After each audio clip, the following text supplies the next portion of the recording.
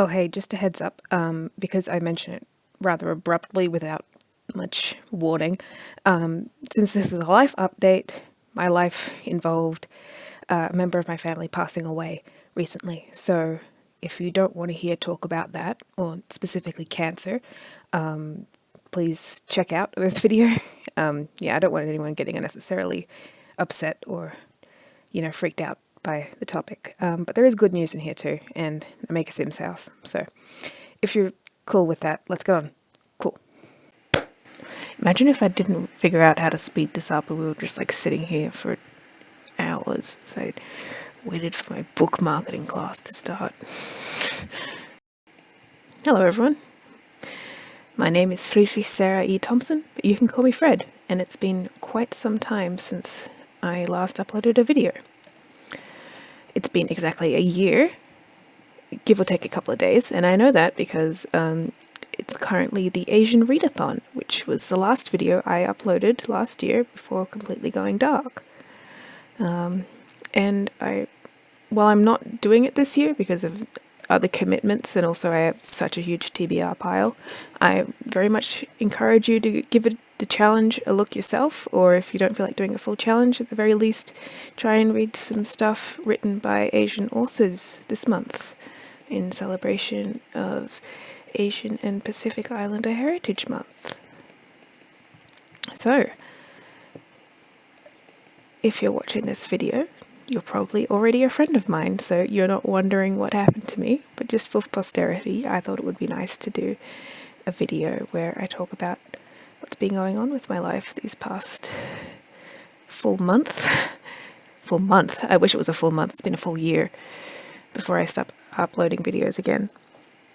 So right after I uploaded my last video, I went on a lovely holiday, and I went to visit some friends of mine who live in Arizona. We all went to San Francisco together, and we had a very cool time at Pride there. We went on a really big long road trip, and then we ended up back at their apartment in Arizona where I stayed for a month. And that was a really wonderful time for me. I look back on it very fondly. While I was there, one of the most important events of my life occurred. Okay, that's maybe overselling it, maybe not, but I had my very first publication credit during that time. I was published by Serial Pulp magazine in their issue 10, which was their Pride issue. And a story I was very proud of ended up on there. It's called Lady in Waiting. I'm still very proud of it, and you can still get a copy of that digitally, so you don't have to worry about shipping in the age of COVID. Is that ugly? I can't tell. You're going to be hearing that a lot from me today. So, yeah, while I was in Arizona, I had Lady in Waiting published. Lady in Waiting is I don't want to say retelling of Sleeping Beauty, because I have an aversion to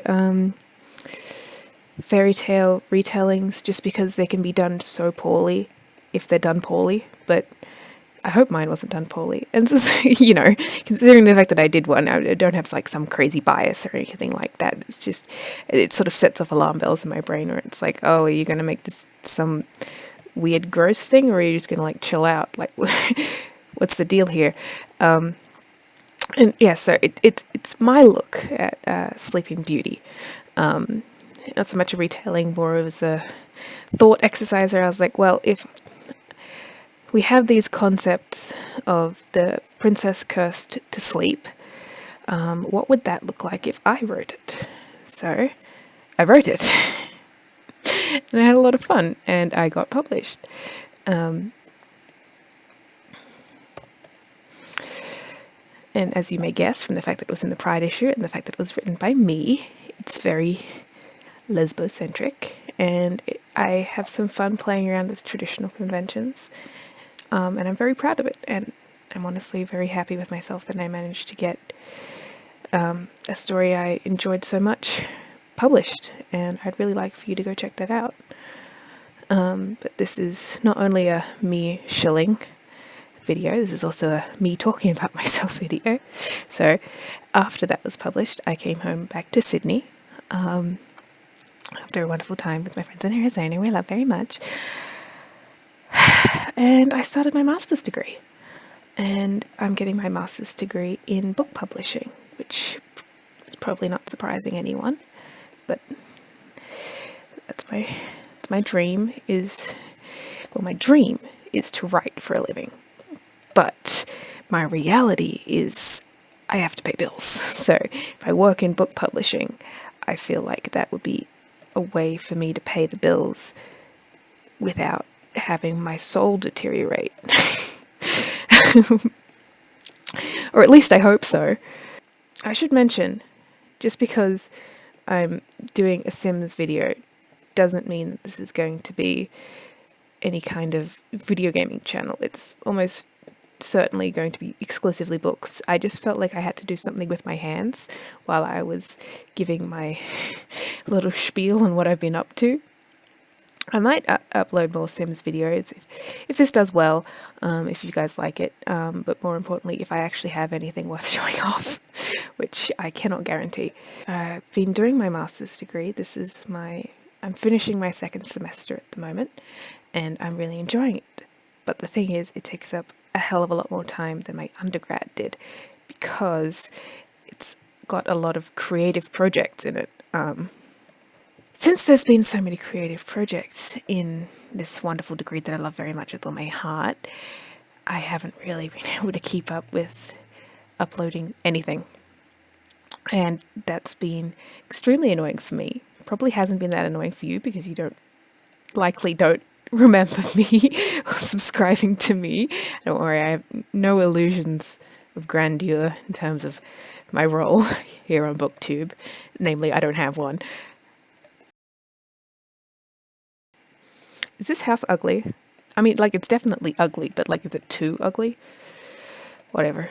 You're not here for the house. You're here because you're a friend of mine and I sent you a link to a video.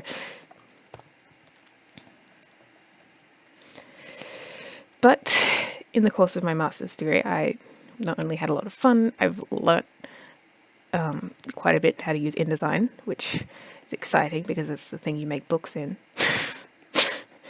Yeah, so do you believe in my book publishing course? I've learned how to publish books. It's truly amazing.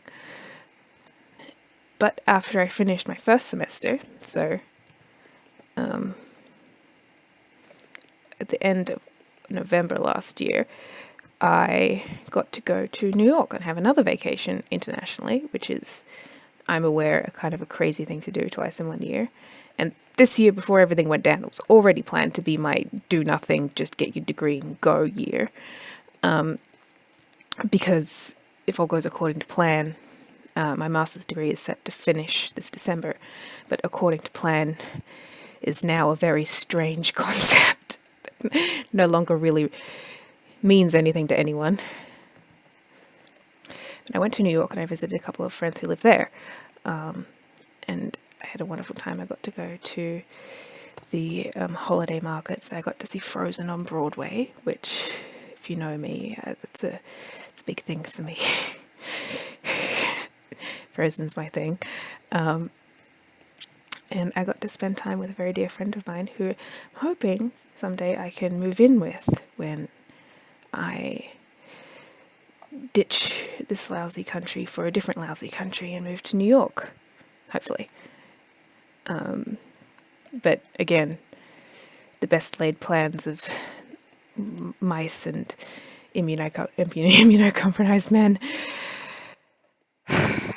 Well, let's get on to that, shall we? If you can believe it, coronavirus wasn't the very worst thing that happened to me this year. The very worst thing that happened to me this year was a unique piece of legislation that was introduced by the Australian federal government to deal with coronavirus, which stated that you could not have more than 10 people at a funeral. Which normally I would not have noticed. But normally my mum would have been alive, and she no longer is. I'm sure a lot of you remember back when the world was less catastrophic.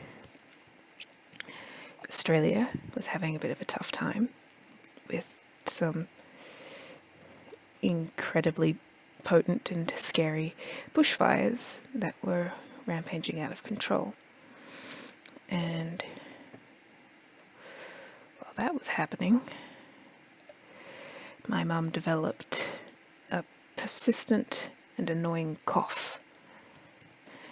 A lot of people don't actually know this about the bushfires, but I see a lot of posts being like, oh, those were only like January this year, and they weren't actually. They'd been going since November last year when I was in New York. When I left for New York, my mum had an annoying persistent cough. When I got back, she still had an annoying persistent cough, and every time she went to the doctor, they were like, it's the bushfires. Relax. It'll pass. A few months went by and it didn't pass. And then in January,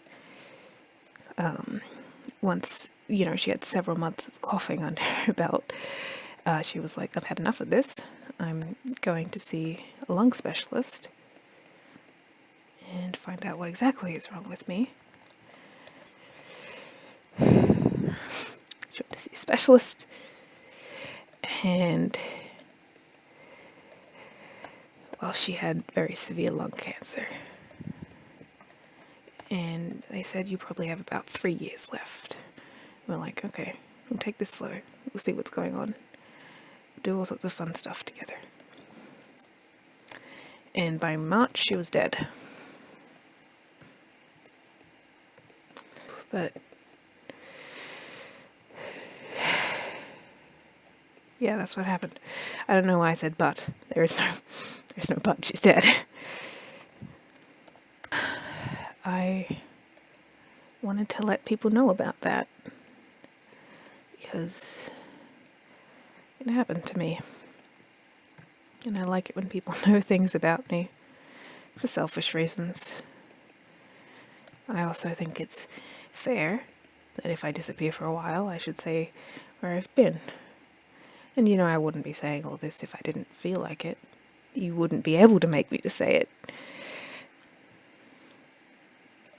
I have, as you can imagine, quite a few regrets about how that went down. The time frame alone is sickening. Something I regret a lot is that I never told her that I'd been published. Ever. It started off for very petty reasons.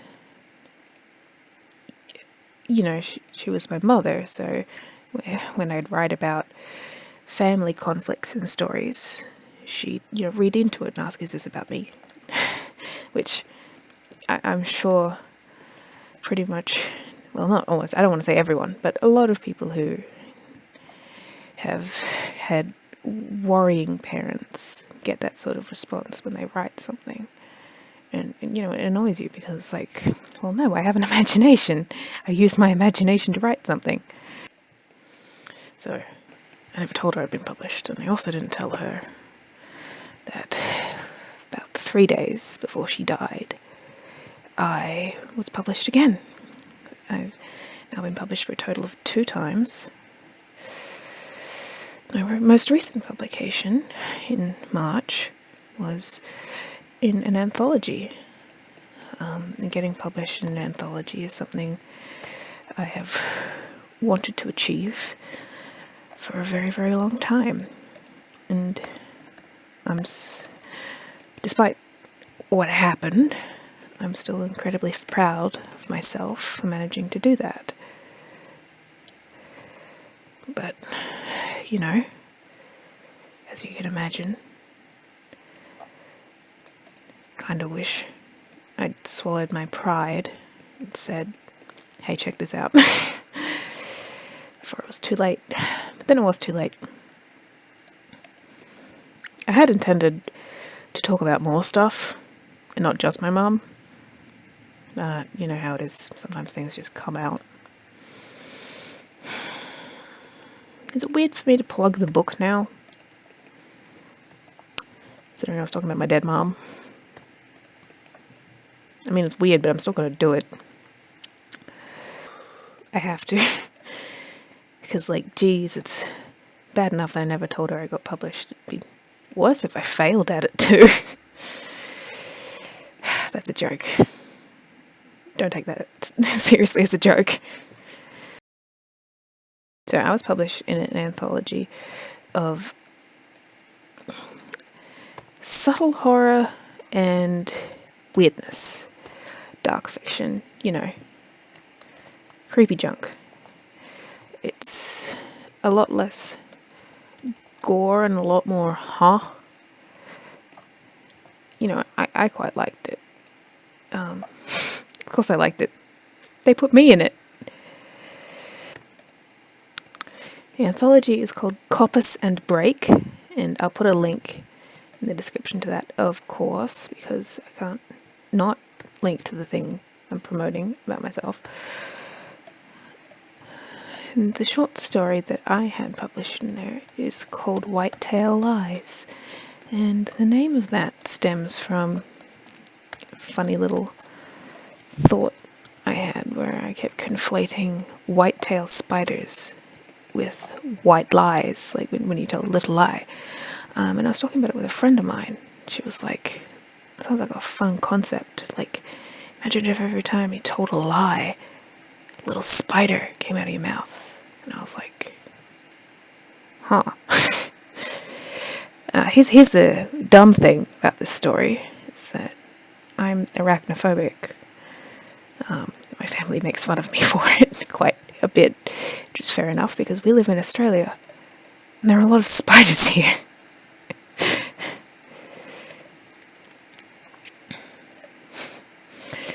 So I sort of wanted to test out a few different things there. I wanted to test out this concept, which I liked, this idea of a strange sort of problem you could have.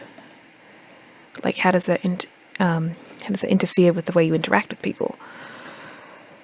What does that do to your self-esteem when every time you say something that isn't true, a spider comes out of you? You'd have to. I think you'd end up thinking quite poorly of yourself just because the sort of reputations that spiders have, and it's one of those phobias that you say and everyone automatically knows. So I wrote Whitetail Lies, and me being me, it sort of snowballed into a metaphor. I got a really lovely comment from someone who picked up that it was a metaphor for being an outsider, and I was like, yeah, that's true. And then I got a comment from someone else. It was like, this is a great metaphor for being queer, and I was like, okay, yeah, you know what's up. I'm doing that thing with my eyes where I get the two fingers and then I look at my eyes, look at your eyes. I didn't use a cam for this because I'm in my pajamas. It's quarantine, baby. But yeah, I won't spoil it or anything, but it's a metaphor for being gay and having a different life experience to the life experience that it seems everyone else is having. Not necessarily how they actually feel, but what's presented to you as being their life experience. If that appeals to you, this metaphor, buy my book. It's not my book. It's not my book. It was compiled by Rachel A. Brune of Crone Girls Press, who are an indie publisher, and it's very important to support indies in these trying times. So allow me to request that you support this indie. It would also be cool if you could get it somewhere other than Amazon. I'm gonna link to a few. Does that look right? Hold on. I'll link to a few different places where you can get it, is what I'm saying. And, usually I request that you purchase a physical copy because it's an indie press. I do want to sort of maximize the profits for there. But at the moment, it's probably best if you don't clog up any delivery services with a book. unless it's like a How Not to Die in Quarantine book. So buy my ebook. I keep saying my because I'm referencing that critic bit. I say as if you don't know that, and they're all like, yes, we know what you're saying. We just want you to stop saying it. So I'm thinking that I'm going to do a video on Coppice and Break. It's the book that I'm in, and you're allowed to call that wanky if you like, but I'm going to do it, and I'm going to talk about all the other stories that are in there, as well as my own, because as I've been reading it, I got my, author contributor copies. Yay, thank you, so kind. And I've been collating a list of sort of content warnings, because, as a weird fiction, horror and bizarro fiction, there's some content in there that can be quite confronting. And, even in mine, even though I wrote it, if I was reading it, I would prefer a heads up that there are spiders in it before I read it. I think it's always cool, and people can have a better experience with your story if it's got confronting stuff in it, if you warn them ahead of time. I always feel like.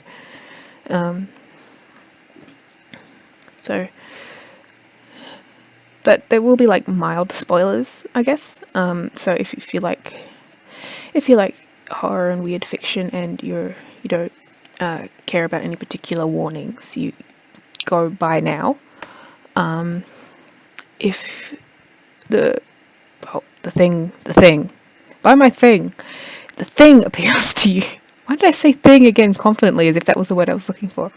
If the buke appeals to you, but you want a heads up on a specific thing, then wait a few days and I'll bring you a big list saying, hey, this one's got spiders in it, this one's got a dude getting punched in the face, this one's got a lady with no face, this one's got a lady with too many faces.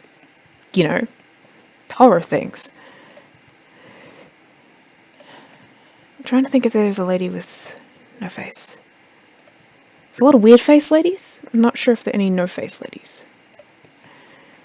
My protagonist has a weird face because spiders come out of it. That's not normally what you look for in a face.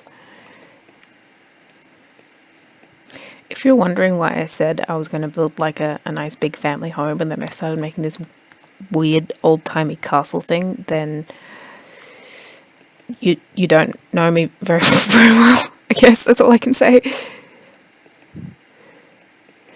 This is it. This is the thing I make. I have CC items, but like I'm not using them because I want to put something on the gallery, so you guys can grab it. I don't know why I'm assuming you want it, but like, come and get it. I'm assuming you want my book too, and nothing will dissuade me from that that obsession. I'm not like good at keeping my brain on. Not looking forward to trying to make that work with a roof. I did not think about roofs. Note to self, think about roofs. I always get so mad when you see these nice buildings in the background. You can't go to them because Sims 4 was made on a toaster. It's not a proper Sims build until you add the toilet paper. The toilet.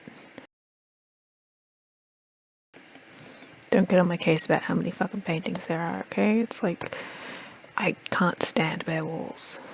Why? I don't know. I just can't. This is how my brain works all the time. And yes, I hate it just as much as you do.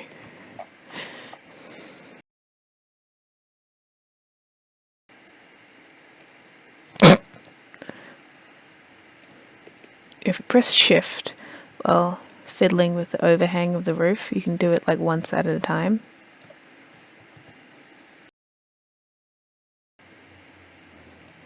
That looks pretty ugly, but it's also like small enough that it doesn't matter that it's ugly.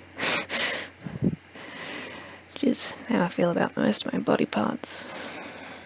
Jokes!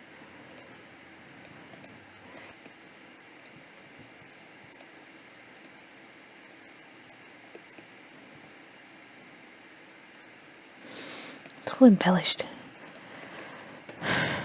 What the hell kind of word is mucilage anyway? Mucilage. Oh, that's not an accent, that's just a speck of dust on my screen. Classy.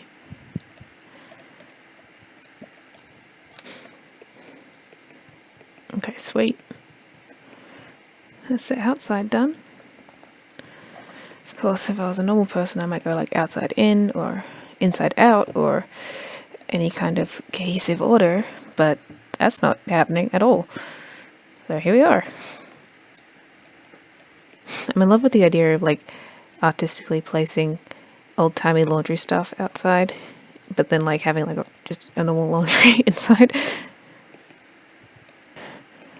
I think I'm pretty much done with this, and I'm done with my story.